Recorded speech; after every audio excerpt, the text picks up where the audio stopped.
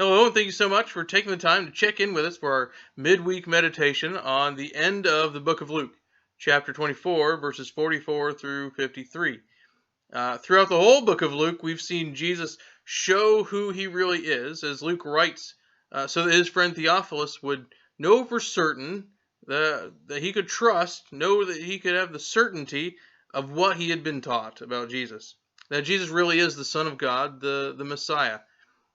And Jesus shows that through his teaching, his activity, his miracles, and then through his death and his resurrection. Those disciples struggled with this greatly, to think on the Messiah not as one who would come and set up his kingdom right then, but one who would die and then conquer death through his resurrection. In fact, we saw earlier in chapter 24 how they thought they were seeing a spirit, not really Jesus. So Jesus shows them the wound, says, here, this proves I'm really here. They also ate with them to prove that he was right there with them in the flesh.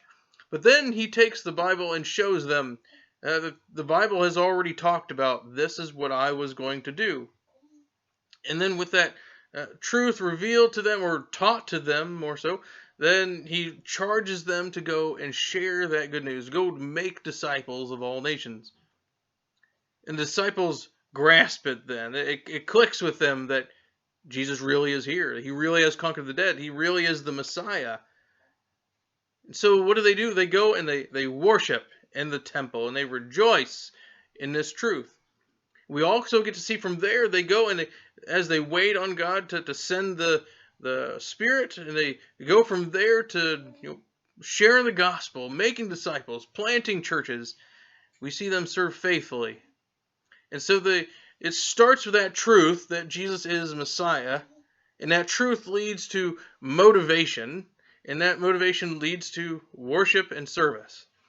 And so for us, we ought to think, are we motivated by that truth, the truth of the gospel, that Jesus is the Savior who died for me and rose again so that I might be forgiven, made whole, have a home in heaven forever? Does that motivate me daily? And does that show up in my life as worship for our God and faithfulness to Him? Worship being reverence toward God, being recognizing Him as big in everything that we say, think, and do. Certainly it includes things like singing together as a church, or singing on your own. Certainly it includes recognizing God as who He is in our prayer and in our time in the Word. But in everything that we do, we are worshiping Him as we recognizing Him as our God, as us belonging to Him and not Him belonging to us.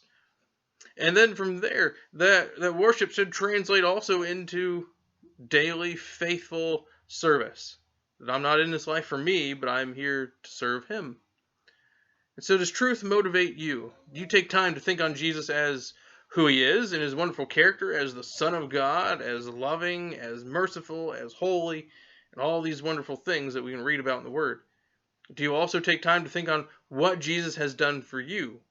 I think that this is God Himself humbling Himself to take on the form of a servant, to take on the form of His creation. And He did that not because of anything He did wrong, but He did that because of our sin. And He took our place. And He rose again. And that we have this wonderful, humble, powerful Savior. That truth ought to motivate us. Ought to motivate us to hate sin. Ought to motivate us to grow in our everyday life. Ought to motivate us to serve God with every breath and minute that He gives us. Truth ought to motivate us. Are you motivated by the truth of the gospel? Are you motivated by the truth of who Jesus is? Are you motivated by the truth of what He has done? When you're struggling with temptation, through a trial, with discouragement, we should go back to truth and allow the Word to teach us. Too often we listen to ourselves, where it's just our own flesh, our own emotions, when we really ought to be preaching to ourselves. This is what the Scriptures say. This is what's really true, even when it doesn't feel like it. And those truths ought to motivate us. And so will we trust the Word, and will we follow through with what the Word says? Specifically, the gospel of Christ. Will you be motivated by that each day? To fight sin, to serve the Lord, to grow closer to Him each day. Will you make that a practice in your life so that you're prepared when temptation, trials, discouragement come? And will you run to him when those things do come? Knowing that we need that truth. We need that truth to remind us what's real. We need that truth to remind us what's most important. We need that truth to give us perspective. Will you be motivated by that truth today?